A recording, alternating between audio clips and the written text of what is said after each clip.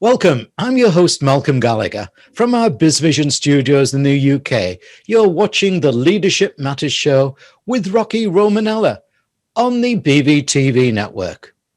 Now, it's a very auspicious day because just seconds before Rocky came on screen for our interview, President Joe Biden took the oath, and we've got a brand new president in place in the USA. We've got an exciting time here in the UK with Brexit happening, and we're hoping that we're going to be moving forward together, UK and USA, in a whole new and exciting dimension.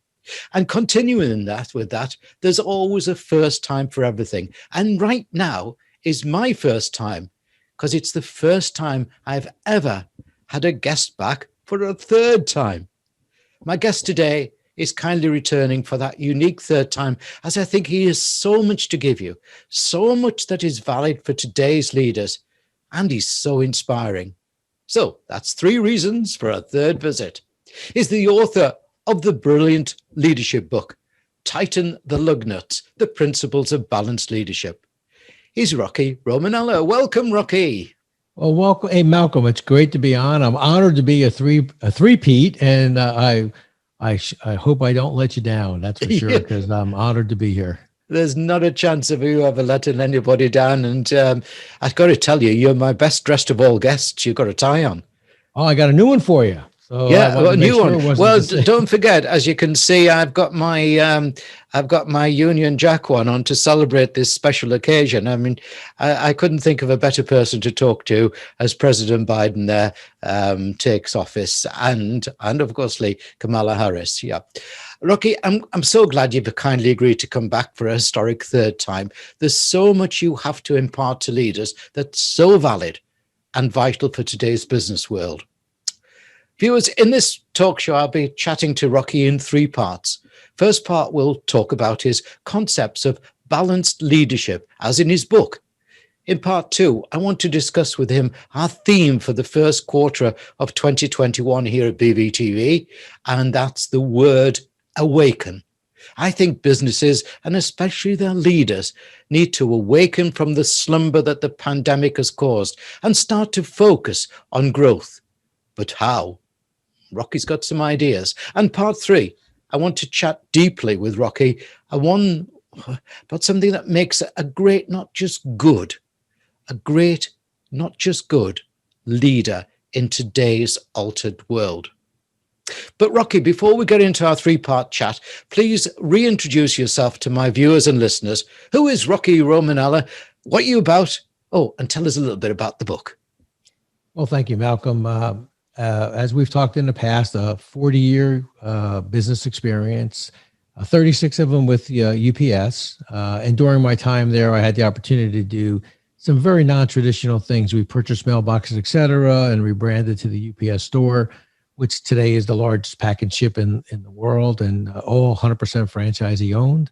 And then we built UPS Supply Chain Solutions. And interestingly enough, I led UPS's entry into the healthcare side, which, as you know, today with the vaccine distribution, really is a special time for UPS to be in that healthcare space. And so it was really an honor and a privilege to see UPS being such an important part of the vaccine distribution. And the fact that I was part of that early entry into the healthcare was really exciting and very grateful to see. Retired from UPS, took on a role as a CEO in a telecom company. We built cell towers, upgraded cell towers. Those days, it was the 3G to 4G. Of course, now everyone's moving to 5G. Had a sale there, and then started my own company, 360 Management Services, where we focus in on leadership training, keynote speaking, and process improvement consulting. And then wrote my book, Tighten the Lug Nuts, The Principles of Balanced Leadership. So it's been a fun, exciting time for me. I got the opportunity to meet such wonderful people like yourself and be on your show 3 times, as you said, and many others on the different interviews I've had. So it's really humbling to see the book sell, but more importantly, to meet wonderful people like yourself. Oh, well, I'm chuffed, Rob. That's nice. Thank you. Okay, let's kick off our chat in part 1 about your concept of the principles of balanced leadership. What do you mean by that? And why is it important for today's leaders? Well, I think balance is so important in all that you do. Extremes are no good on either side. I mean, we see it in our daily lives. You can argue in politics, but at the end of the day, it's all about balance. And you have good footing and a good foundation under yourself. And for me, in this concept of balanced leadership, I talk about the three key constituents that need to be represented in all the decisions that you make. Make sure the three constituents are at the table. So the first is your customers. You want to think like a customer. You want to be an advocate for your customer. And so you want to make sure your customers represented in all the decisions that you make. And second, of course, is your people. It's your customers, your people. Do my people understand what role they play? Why the things that they do are so important? Do they understand that they're part of the solution? They're not part of the problem, and that people are your most important asset in an organization. So you want to make sure your customers, your people are represented. And finally, your shareholder stakeholders. Are we good stewards of the business? In all my decisions, do I think like a customer? Do I feel like a valued individual? But do I act like an owner in all my decision-making process? And so for me, that's the balance. As I was growing and developing and taking on new responsibilities and challenges, as we were making decisions, I always wanted to make sure that all three key constituents were represented in that decision-making process, which gave me that balance that was so important. Hmm. And I think the concept of balance is important, because it's easy to be out of balance, isn't it? If you were too focused upon your people, you could be ignoring your customers, couldn't you? And if you were too focused on your customers, you could be ignoring your people. Oh, absolutely. And I think, it's early on in our days at UPS, one of our early taglines was, we run the tightest ship in the shipping business. And it sounded really good at the time. But if you think about it, running the tightest ship in the shipping business means you're really just internally focused, right? We're going to be the most cost effective we can. We're going to be the most profitable we can, be maybe the most efficient we can. But to a customer, they would say, well, wait a second. Does that mean if my packages aren't ready at 3:00, you're not going to come back again? So I think that, to your point, if you're focused entirely on one of the three, you're going to be out of balance somewhere else. So I think that, to your point, it's important to be in balance. And I think that's what's so important. And if you think about it from a people point of view for a second, if you're that individual that's on extremes and you're going from one extreme to the other, this quarter, we're focusing on people. Next quarter, we're focusing on customers. You end up, your people become pinballs, right? Because your early adopters can't wait to adopt and be part of what you're trying to make happen. But then they're all over the place. They're adopted all over the place. There's people who sit on the fence and say, yeah, just take a minute. He's going to come up with a new idea tomorrow anyway. So just sit tight. And then you got a certain percentage of people are going to be like, we're not doing anything. We're just sitting here doing our job. So I think it's important for you to be in balance and not bounce side to side or swing left or right so much, because I think it's unsettling for not only your business, but for your people. Yeah. How did you find it at UPS? If you send a parcel somewhere, it's got to go through many, many hands and many, many processes and everything. So many opportunities to spoil the experience for the customer. How did you handle that to make it was a smooth operation to a customer delight? Well, I think you brought up the key word, process. You have to make sure that your processes are buttoned up, they're well articulated, and everyone knows what role and responsibility that they have to the process. Because if you think about it, if there's 5 steps along the process and each step makes one mistake, it's not just one mistake, it's 5 mistakes, right? Because each time along the way, there's a mistake. And so it gets compounded. So it's important for everybody to understand what their role and responsibility is. They know how important their part of the process is. And if everybody lives up to the best they can do in that process, then you end up with a really good process and a great result at the end of the process. So I think it's important to be able to define the process, articulate the process, and make sure everybody understands what role they play and how every role is important. Yeah, and do you think also in today's ever-changing world, and that you need to keep reviewing that process? Because I found many cases, oh, that's not the way we do it here. Something's been in place for years. Oh, absolutely. And I think by reviewing it or having conversations about it, what ends up happening is then your people start to give you better ideas, right? Because they do the process every day. Like no one knows the process better than the individual who's doing the process every day. And if you can get them to like think about what we talked about, think like a customer, but feel like a valued individual. Valued individuals are more willing to give you new ideas and new thoughts, right? Because they're truly empowered. Truly empowered people discipline themselves. They take ownership for the things that they're doing. So empowered people are going to be the ones that raise their hand and say, hey, Malcolm, we've been doing it this way for all these years, but we could do it this way. And that's the best result. That's the best improvements that you'll make.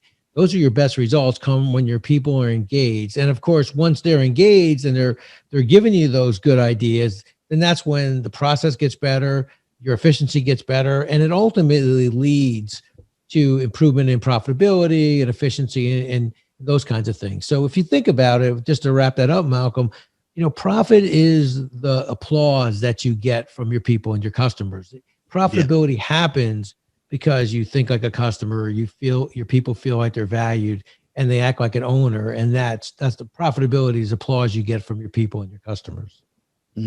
Thanks, Rocky. Now, just before we move to part two, viewers and listeners, it's time for an intermission or commercial break, as we would call it. Here's a short video that Rocky has kindly made. What is one thing every great leader has in common? They challenge their people to not stop at the first right answer. Tighten the Lug Nuts is a leadership book that will teach you how to move past the first right answer with entertaining and detailed examples founded in real-world concepts and experiences. Accelerate towards your professional goals with Tighten the Lug Nuts, one of the best leadership books available. Rocky, it's time for part two. As I said in the introduction, our theme for the first quarter of 2021 here at BVTV is the word awaken. I think businesses need to awaken from the slumber that the pandemic and other issues has caused and start to go for growth. The question I often hear is, but how? What do I need to do? What's your thoughts here? Have leaders been slumbering? Well, I think, unfortunately, since this is so unique and so different from anything we've done before, I think there's that. I'm not sure what the right next thing to do is. And I don't want to jeopardize my people. I don't want to jeopardize the safety. I don't want to put myself or my customers or my people in harm's way. So some of it comes from that and that uncertainty. But it's clear now we've got to move through this, right? We have vaccines that are now being distributed. And at some point very soon, we'll start to get to the point where we really got to come out of this. And I think what's important is whether it's a new job you just received or a new responsibility or coming out of the pandemic, coming out of the, this new awakening, right? To me, I think the first step in all this process is you really need to sit down and build your 100-day plan. What am I going to do in that first 100 days? I think that's important for two reasons. One is once you put it down on paper, once you make those commitments to yourself and to your people, then there's an accountability piece that you hold yourself accountable to. And then the second piece is you get the opportunity then to check in with yourself each week. How am I doing on that 100-day plan? Hey, I'm in day 30. Have I achieved those benchmarks that I think were so important? That plan then becomes the blueprint. And I think the balanced leadership should be part of it. So in that plan, I want to make sure that all three key constituents. So maybe, for example, in the first 100 days, I'm going to visit my top 3 customers in each of my business units. And I'm going to go visit the 1 or 2 customers that churned out right before the pandemic. Why did they leave me? What were they unhappy about? And is that an opportunity for me to win back some business because I recognize that they left and I want them back again? So you make sure customers are represented. How about my people? Do they feel like the safety protocols are good? Do I go visit my largest operations and do I visit my smallest operations? I want them to see that I'm comfortable in our protocols, that I'm willing to go out and visit with them, wearing my mask, following the safety protocols, but more importantly, get out and see them. So I think that you want to make sure that there's balance in what you do, but you put these milestones, you put these mile markers each week that you sit down on a Friday afternoon. Okay, how did I do this week? Did I hit my customers? So I think that 100-day plan is a great way to start, not only post-pandemic in the awakening period, but in any time you get a new job or new responsibility, lay that 100-day plan out and challenge yourself to hit those targets.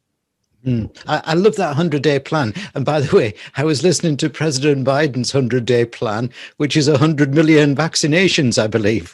Yeah, in 100 days. Yes, yes. Yeah. Now, I've also, and excuse me, and I apologize for this, I've been trolling you because I've been listening, reading your blogs, and you have been talking firmly about the 100-day plan. If people want to catch up, what should they do? To go to your URL, which is on the site behind me. You can see, and I'll read it out for my listeners. It's 3, that's the number 3, 60, which is in the word 60, 360managementservices.com. Can they pick up that 100-day stuff from there?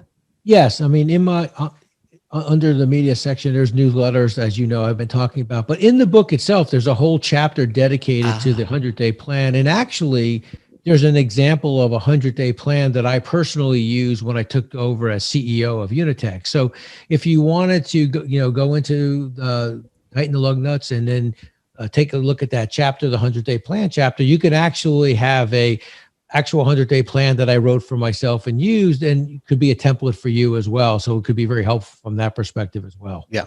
Okay, great. And just for new viewers who haven't watched Rocky 1 and Rocky 2, now we're on Rocky 3. I just thought about that. That was quite clever, really. Go on. But I know, that was good. We're like sequels here. Just explain to them why we need to tighten our lug nuts and what are lug nuts. So on a vehicle, the lug nuts are the 4 or 5, depending on the size of the tire, that hold the wheel together. And when they're loose, they're important, obviously, but you can quickly tighten those lug nuts and move on.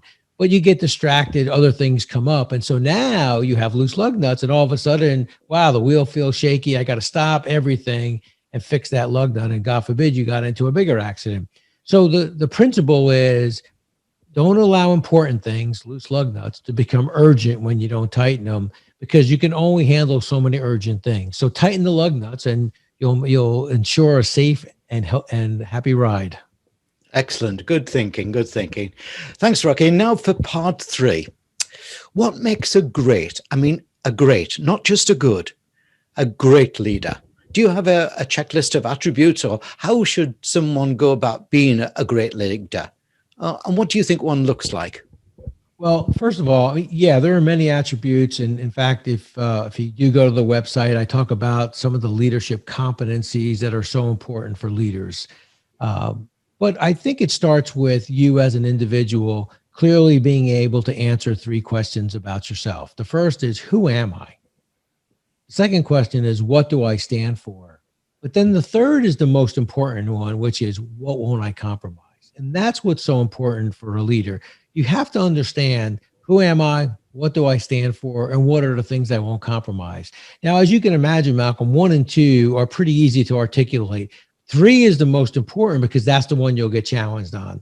That's the one when you say, hey, what's important to Rocky Romanella is being a thoughtful leader who treats their people with dignity and respect.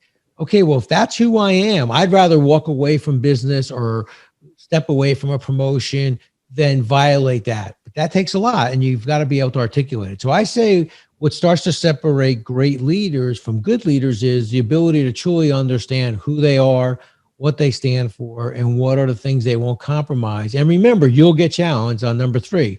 I think the same happens in companies, right? I mean, companies can articulate who they are, what they stand for. We can think of companies that have gotten themselves in trouble over the years. I'm sure there is, posters in every cafeteria, who we are. I'm sure they had value, mission statements, what we stand for. But number 3 is what got them in trouble, right? We missed a business plan, so we kind of rounded up when we should have rounded down. Maybe we looked the other way from a safety concern. Those are the kinds of things that I think are so important. So that to me would be what starts to differentiate you from a good leader to a great leader, is this ability to really understand who you are, what you stand for, and what you won't compromise. Yeah. To me, integrity is everything. It's what I learned from my father, and it's what I'm trying to pass on to our children and everything.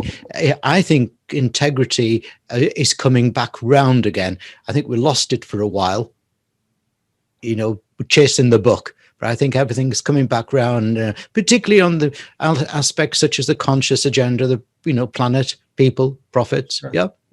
Oh, I agree with you. And I think it's funny. My dad, rest his soul, was the same. I mean, he used to always say to me, it's what you do when no one's watching that counts. And I'd be like, Dad, you just kind of ruined it. No one's watching. That was kind of the good part of that whole process. And he used to always say to me, there's always two people watching, the man upstairs and the person looking in the mirror. And you've got to be able to look in the mirror and feel good about yourself and know that, look, it may not have been perfect. You may not have achieved everything you wanted to achieve, but you did it to the best of your ability and you did it the right way. And I think that's what's so important.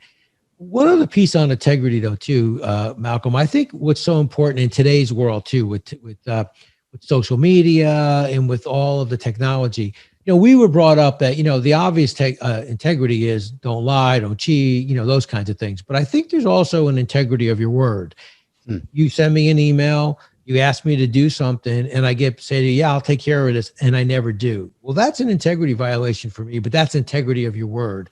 And once you lose your word, you've lost so much, right? People don't trust you, or it's hard to get that back. So I think there's the obvious integrity that we all know about. Hey, don't do anything you couldn't tall your parents you did, right? Hey, I mean, who walks home and says, hey, Ma, you know what I did today? I just took a lot of money out of the safe of the bank. No, I don't think you're. So those are the obvious integrity things we have to get back to, making sure that we treat people right. But I also think there's an integrity of your word that is so important, especially with today's technology. Yeah, spot on. What a day today to have look forward to great leadership. I said at the start of this show that this was a first for me, a third visit from a guest, and on such an auspicious day. I'm so grateful that Rocky agreed to give us his time, but also grateful for you and I for his wisdom on leadership. Thanks, Rocky Romanella. Oh, Malcolm, thank you so much for having me on. God bless you and your family, and God bless the UK and United States of America on such a historic day. Nothing would be better than all of us getting along and understanding that we're all good people just trying to do the best job we can. We're on that same journey together. Thanks, Rocky. Thank you.